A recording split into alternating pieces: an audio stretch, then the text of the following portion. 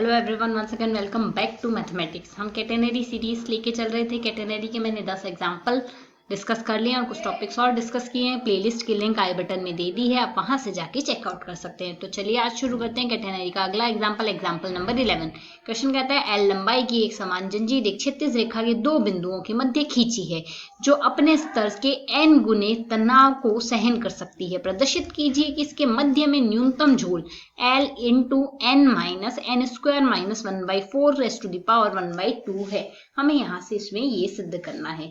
तो अगर हमें यहाँ से इसमें ये सिद्ध करना है तो क्वेश्चन के अकॉर्डिंग अगर हम यहाँ से लें, टोटल हमें जंजीर की लंबाई L दी हुई है, तो यहाँ से दो बिंदुओं के मध्य खींची हुई है। तो यहाँ से अगर हम ले, ये हमारा x एक्सिस ले लेते हैं, इसके परपेंडिकुलर हम यहाँ से y एक्सिस ले लेते हैं। तो यहाँ से इसमें हमने कैटेनरी की कल्पना करनी है जो दो बिंदुओं के बीच में है। तो यहाँ से ये हमारे पास कैटेनरी कुछ इस तरीके से होगी। ये पॉइंट A नाम दे देते हैं, इसी स्तर पर B पॉइंट है, इसके B नाम दे देते हैं। A और B को हमने यहाँ से क्षैतिज के समांतर रेखा में मिला दिया है। ये x एक्सिस है, ये ओरिजिन है, ये हमारे पास y एक्सिस है। ये आ गया यहाँ से कैटेनरी की टोटल लंबाई L दी हुई है। लोवेस्ट पॉइंट को हम C नाम दे रहे हैं। इस L लंबाई की जंजीर को ये यहाँ से दो भागों में बांट रही है, तो यहाँ से C बिंदु L/2 में यहाँ से हम बांट रहे हैं, ये मान के चल रहे हैं। C बिंदु की ओरिजिन से ऊंचाई हम यहाँ से C मान के चल रहे हैं।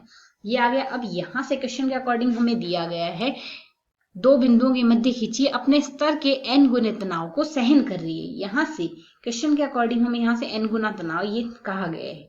तो अब अगर हम यहाँ से देखें, हम तनाव T equals to T directly proportional हमने W के प्रूव किया था और T इक्वल्स टू हमारे पास WY के इक्वल हम लेके आए थे, ये हम जानते हैं यहाँ से।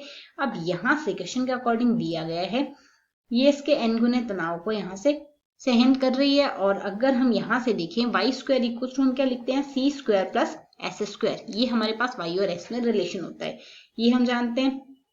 तो अगर हम यहाँ से क्वेश्चन के अकॉर्डिंग देखें तो अगर बिंदु A के कोऑर्डिनेट्स हम x, y लेके चले तो यहाँ से ये ऊंचाई y हो जाएगी, ये हम जानते हैं यहाँ से। तो अपने स्तर से n गुने तनाव को सहन कर रही है, तो यहाँ से हमारे पास y इक्वल्स टू क्या आ जाएगा, y इक्वल्स टू हमारे पास यहाँ से टोटल लेंथ हमारे पास L है n, तो यहाँ से y इक्वल्स टू हमारे पास एन एल आएगा, हम जानते हैं यहाँ से। तो y equals to n l अगर हम इसमें सब्सटीट्यूट कर देते हैं तो y equals to n l अगर यहाँ से रखेंगे तो n स्क्वायर एल स्क्वायर आ जाएगा, which is equal to C square plus S की वैल्यू L/2 आएगी यहाँ से, क्योंकि आधे आधे में तो बांट रहा है। यहाँ से ये डिस्टेंस L/2 है, तो यहाँ से S की वैल्यू आ गई L/2। बिंदु A के लिए लिख रहे हैं, इसको सिंप्लीफाई कर लेते हैं। सिंप्लीफाई करने से C स्क्वायर आ गया, n square L square minus में L स्क्वायर डिवाइडेड बाई 4 आ गया।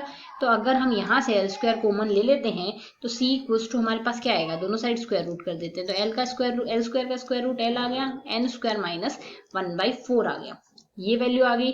अब अगर ये तो हमारे पास C की वैल्यू आई है, तो मध्य में झोल हमारे पास यहाँ से क्या आएगा, मध्य में झोल हमारे पास यही डिस्टेंस तो आ रही है, तो ये डिस्टेंस हमने फाइंड आउट करनी है। टोटल डिस्टेंस y है, ये डिस्टेंस C है, तो मध्य में झोल हमारे पास यहाँ से क्या आ जाएगा, झोल या सैग इक्वल्स टू आ जाएगा हमारे पास y माइनस C। अब क्वेश्चन के अकॉर्डिंग हमें कहा गया न्यूनतम झोल, न्यूनतम वैल्यू हमारे पास यहाँ से इसकी कब आएगी, इसकी न्यूनतम वैल्यू आएगी जब हमारे पास यहाँ से y की वैल्यू हम मैक्सिमम ले लेंगे। y की मैक्सिमम वैल्यू हम जानते हैं, हमने एन एल यहाँ से ली है, माइनस C इक्वल्स टू हमारे पास हमने फाइंड आउट किया L इंटू स्क्वायर रूट आ रहा है हमारे पास यहाँ से n स्क्वायर माइनस 1/4 आ रहा है। तो हमने यहाँ से ये झोल आ गया, इसमें अगर सिंप्लीफाई करें तो L हम यहाँ से कॉमन ले सकते हैं। अगर हम इसमें से L कॉमन ले लें, वैल्यू आ जाएगी n minus n square minus 1/4 raise to the power half आ रहा है। ये हमारे पास मध्य में झोल आ रहा है, हमें यहाँ से ये तो प्रूव करना था। I hope you understand the explanation. Thanks for watching.